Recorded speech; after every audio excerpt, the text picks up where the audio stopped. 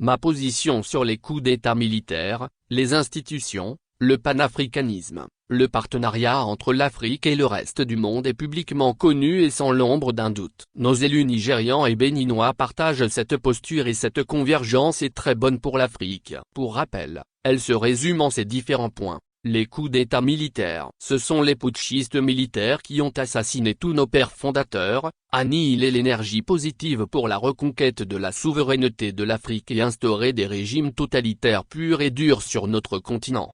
Ce sont les mêmes militaires putschistes qui ont court-circuité les révolutions populaires des années 1990, détruisant en passant et dans le soif de liberté et de libération des peuples africains.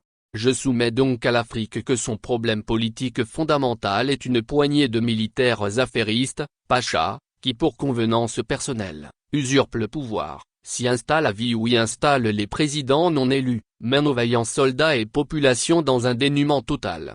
Ces militaires minoritaires qui sont le mal absolu de notre continent ne peuvent pas être en même temps la potion magique qui guérisse la même maladie.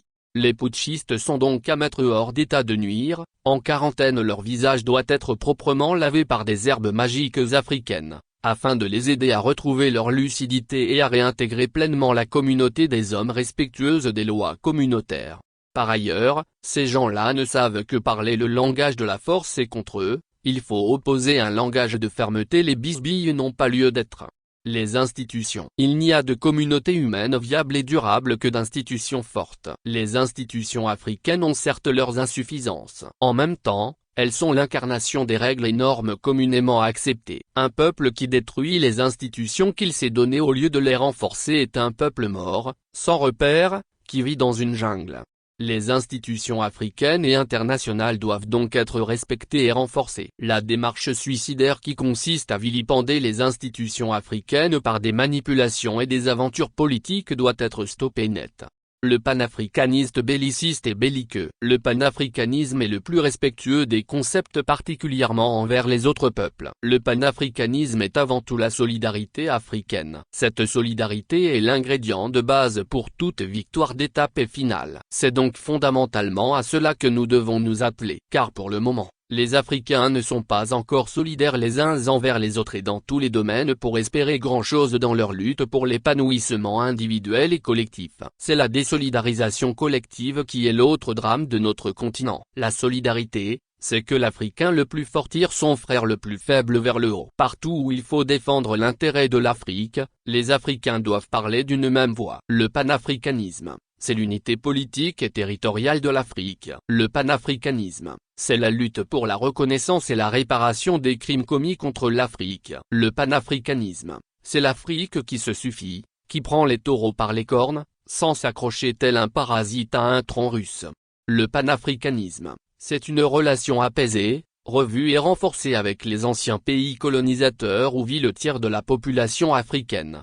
Tout cela ne peut se faire que dans la solidarité, l'union et l'unité. L'Afrique doit par-dessus tout faire la paix avec son passé et repartir de plus belle. C'est cela le panafricanisme. Les cris de guerre ici et là sur le continent qui consistent à chasser la France est de la pure perte de temps. Aucun peuple n'a affronté les Occidentaux sur leur terrain de prédilection, c'est-à-dire la force brute, sans qu'il n'en ressort proprement et totalement édenté.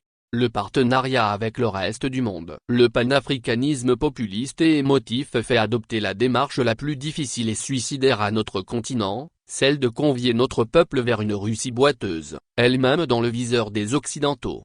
Nos pères panafricains ont eu en un moment donné de la lutte, la malencontreuse stratégie de s'approcher de la Russie. Les Occidentaux ont pris cette action pour un positionnement de l'Afrique dans le camp communiste et ont anéanti nos responsables. Dans cette logique, même les bonnes volontés occidentales qui soutenaient la cause panafricaine se sont petit à petit distancées. Aujourd'hui une masse énorme et robuste d'Africains vit en Occident. La logique veut donc que l'Afrique canalise son énergie populaire, confronte les Occidentaux de façon rigoureuse, sincère pour le rééquilibrage d'une balance partenariale qui a toujours été en défaveur de l'Afrique. Notre continent n'a rien à gagner actuellement à adouber la Russie et il y a au contraire tout à perdre. Pour concrétiser ces différents points, il faut avant compter sur le peuple et des hommes forts élus par le peuple et qui malgré leurs insuffisances, disent non à certaines plaisanteries institutionnelles qui ont cours actuellement en Afrique. Nous saluons donc les présidents Tinubu et Talon qui sont restés droits dans leurs bottes. Ils montrent la fermeté devant des brebis galeuses qui veulent faire exploser nos rares organisations communautaires. Les mêmes brebis qui disent être panafricains et qui vont bizarrement créer un regroupement hors la loi et qui divisent davantage l'Afrique. Nous devons tous mettre fin à la malpropreté des coups d'État en Afrique et leurs béquilles panafricanistes inutiles, manipulatrices, contre-productives et bêtement guerrières. Et le plus tôt, sera pour nous le mieux.